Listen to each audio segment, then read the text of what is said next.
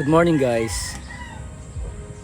Flex ko lang sa inyo at gusto ko lang ipalam na yung aming warrior ay namatay na kagabi. At siya yung pinanlaban namin noong December 2 na nanalo siya, pero meron din siyang tama sa bituka, kaya hindi rin niya kinaya.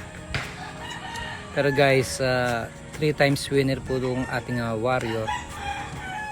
At may mga naiwanan naman siyang anak na 5 talisain. Kaya maganda naman yung kanyang bloodline. Kaya naging 3 times winner siya. Ito nga lang pangatlo, hindi na niya kinayanan ng tama niya sa bituka. Sorry.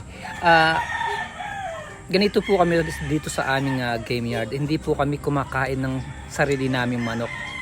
Once na matalo siya or mamatay, binabaon namin po siya sa lupa na may sikat ng araw.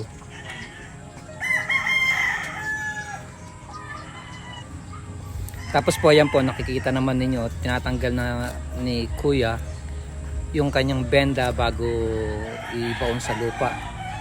Tsaka kailangan po wag nyo pong ibabalot sa plastic yung inyong mga manok bago nyo ibaon sa lupa para mabilis po siyang mabulok. At yung ulo niya kailangan nakaharap sa sikat ng araw. Dahil kasabihan daw po yun ng mga matatandang mananabong, once na nakaharap yung ulo sa sikat ng araw, yung kanyang mga naiwan na anak ay magpapanalo rin. Ibig sabihin na pagbibigay din siya ng swerte. Ganun lang guys.